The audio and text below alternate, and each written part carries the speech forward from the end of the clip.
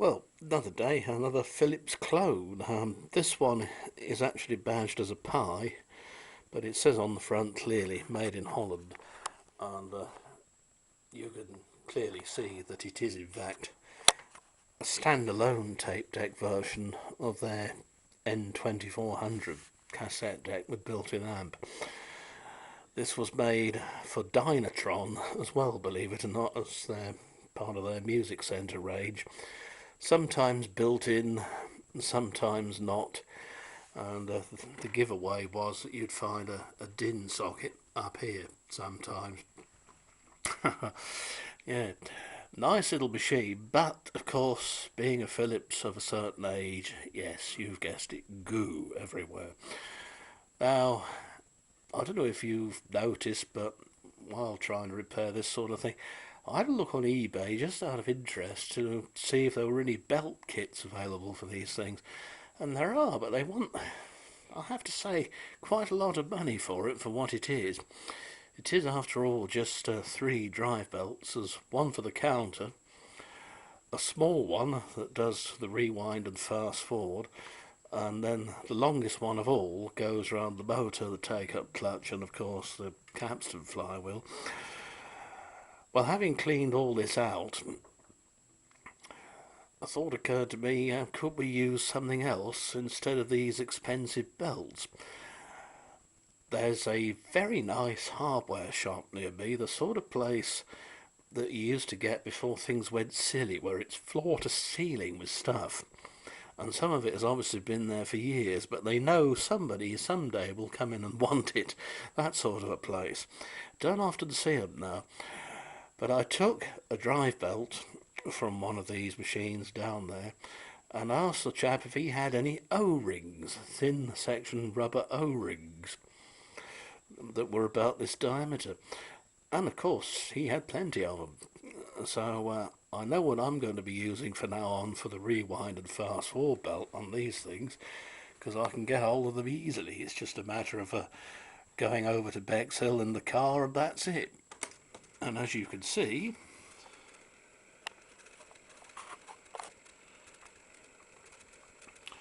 rewind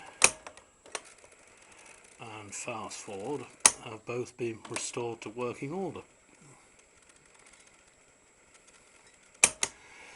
This machine, I have to say, is like new. It's quite creepy, the condition it's in. It's obviously not seen much in the way of use. Apart from the goo inside, which was minimal really, there was very, very little dirt and dust and shit in there.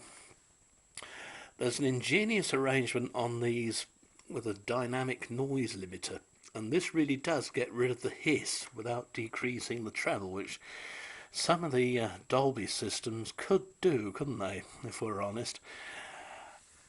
And the even weirder thing is this. Now, you would think that that would be a sliding potentiometer, but it isn't. This knob drives onto a sort of worm thing, which you may be able to just see lurking inside.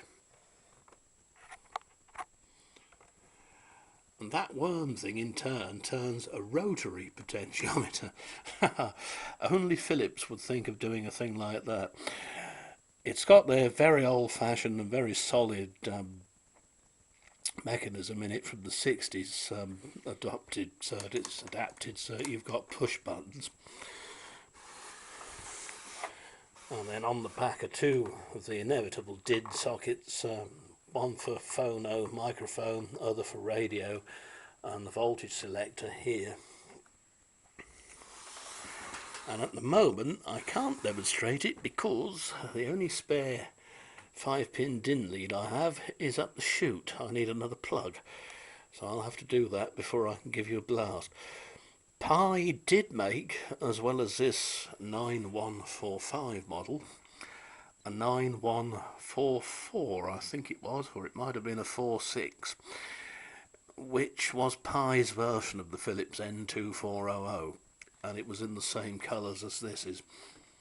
Most extraordinary. And who knows, I expect they'll probably pop up with Boots audio on if you looked hard enough, and probably in America as Norelco, and oh dear, the list goes on, doesn't it? perhaps a Stella, maybe even possibly as a Grande. But this one still has the original record and playback head. The erase heads on these don't fall to bits like the 80s ones did, and tend to last for years and years and years. So apart from, well, really what amounted to a light clean-up, excepting the goo, it didn't take much more than an hour to get this to run like new, including lubricating all the bearings. And you can hear how quiet the mechanism is, hardly any sound at all.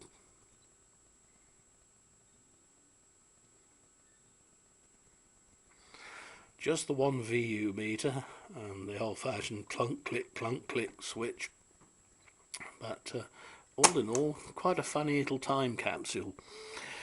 So yeah, we'll have to give you a demonstration of that at some point. Anyway, in the meantime, the kettle is boiling and demands my attention. See you soon.